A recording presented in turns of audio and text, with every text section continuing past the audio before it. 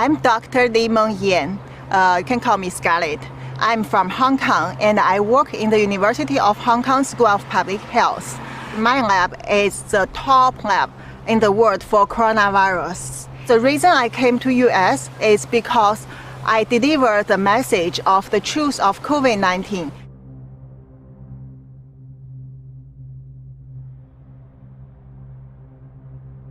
If I tell it in Hong Kong, the moment I start to tell it, I will be disappeared and killed. No one can hear me.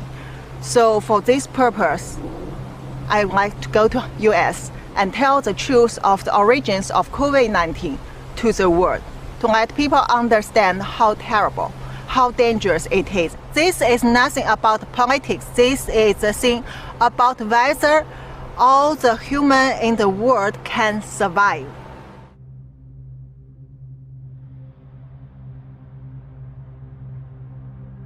I'm one of the first one get involved to COVID-19 research in the world from end of December. Since the 31 December, once we know there is a SARS-like coronavirus in China, in Wuhan, my supervisor, WHO consultant, Dr. Liu Peng, asked me to do some secret investigation of what really happened in mainland China.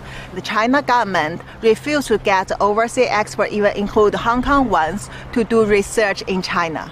So I turned to my friends to get more information. This is a conversation happened on 31 December. I talked to a friend who's a scientist in the CDC in China. That friend has a first-hand information. And this person told me there is family cluster cases, so there should be human-to-human transmission.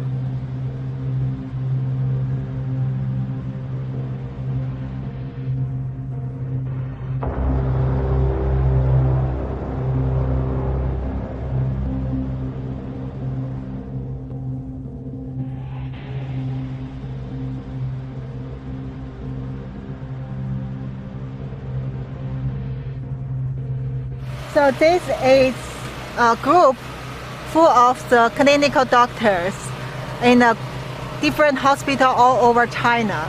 This is from the 31 December in China. And early morning, one of the doctors asked whether there are doctors in Wuhan who can share this information about this SARS-like virus. But there are people immediately warn this doctor that don't ask. And this is too sensitive. We cannot talk about it, but we need to wear masks.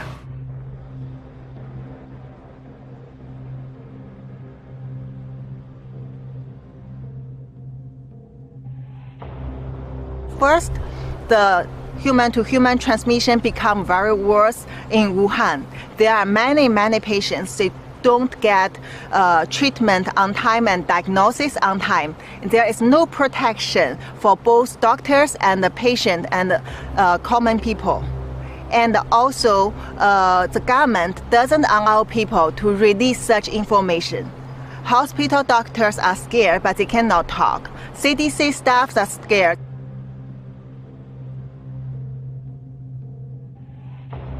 So I report these things to Liu Peng once I get the result, but he asked me to keep silent and be careful, as he warned me before, don't touch the red line. That means don't go across the China government's procedure. Don't cross the China government principle. If not, we will get in trouble, will be disappeared. I thought this information could be delivered to public. And it is a very urgent information, so it should be responded to the public as soon as possible. But then he didn't do anything because I didn't see any response after many days even. And also our co-director of the WHO lab approved Malik Paris, and they know it, but they didn't do any action. As a virologist, and even some of them are doctors, they should know how terrible this is. This is a public health threat. They should do the quick response to it. They should have done many things. There are so many choices they can do to control this outbreak, not let it spread as a biggest disaster we have seen in the human history.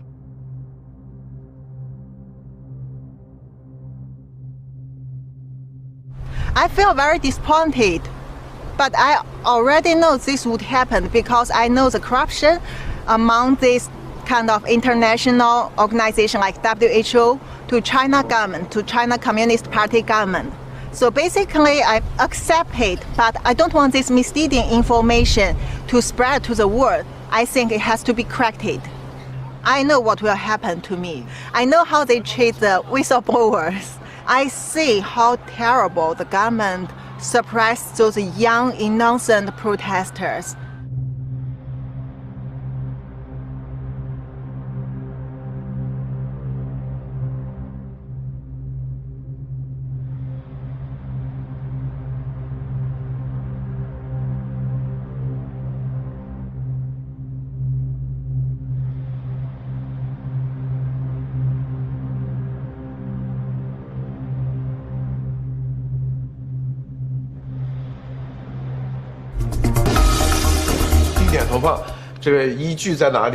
Unfortunately, Chinese-speaking and English-speaking are totally isolated.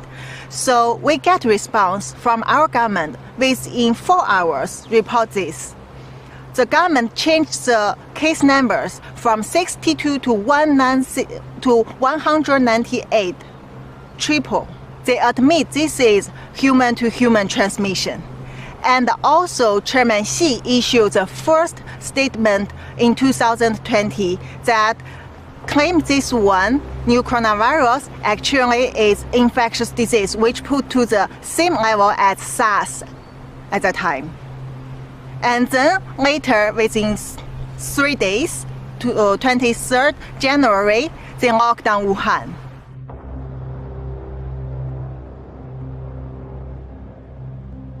He knows that I'm in danger. I have to leave as soon as possible, and asked me that whether I want to go to US to tell the truth to the world. I said I'm willing to do that, and my husband found that phone call.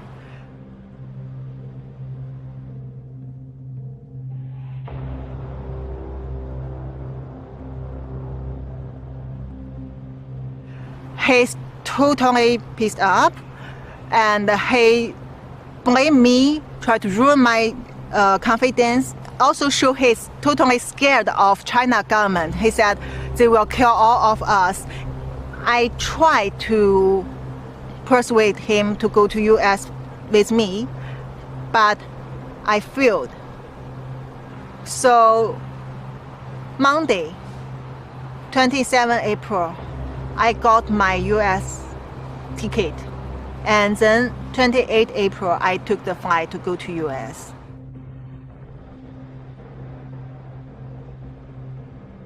That day I was very nervous. Any step before the flight set off, I know I can be stopped. When I arrive at LAX, initially it goes very well. I pass the custom and I get my luggages.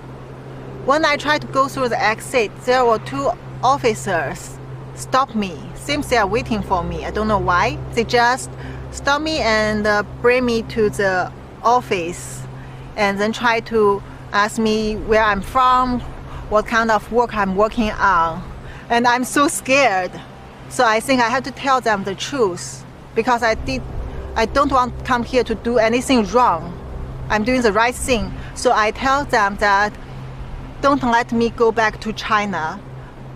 I'm the one who come here to tell the truth of COVID-19, and please protect me. If not, the China government will kill me. And those officers are shocked.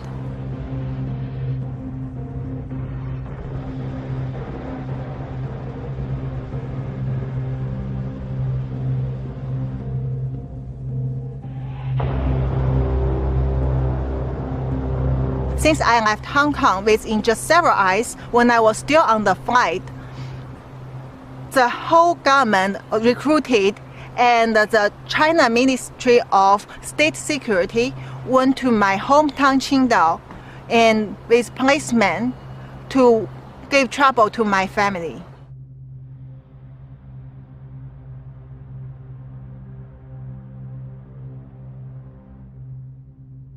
since middle of May, our government start to put on the attack on me, like the cyber military attacking me from Twitter. At that time, I didn't expose my identity. I haven't been to the public. Only they know who I am. They try to spread a lot of rumor, ruin my reputation, and said I'm lying.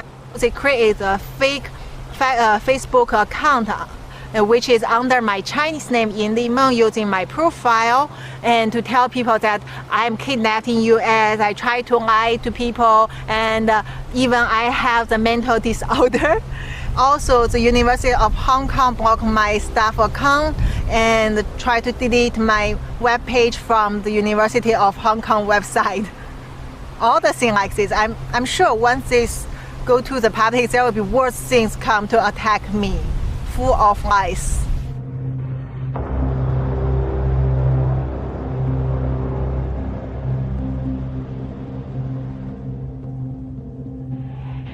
Of course, I'm afraid of the safety. I'm worried about the safety of my family and my friends and all the people who had sent me the information. No matter doctors or officers or lab people, researchers, scientists, they all know it clearly. They trust me. And so that's why I need to protect them. They are all under surveillance, under trouble, and my family in life-threatening danger definitely every day.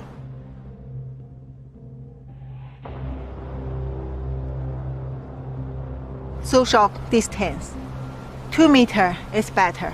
70% alcohol is very useful, clean your hand. And also wear the mask if you get close to people. Surgical mask. This is about global health. No political issues. I mean, this is all of us are involved. No matter this party, this country, that country.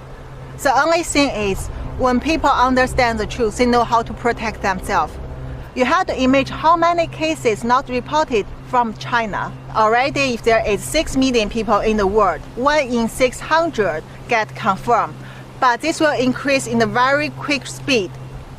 Imagine one day you see 1 in 100 people already get infected in the world, and later 1 in 50, 1 in 10. That means none of us can escape from this. Don't expect the herd immunity, especially at this time, because you don't know this virus. You cannot judge the character of this virus according to our previous experience. And we don't expect the vaccine at this moment or some magic solution at this moment. The only thing we can do is to understand where it comes from, do the right research, and protect us, protect our family, our friend, anyone around us in the right way. That is the only thing we can do now. That is why I need to tell it to the world. I really need people to understand this is very, very critical for every one of us.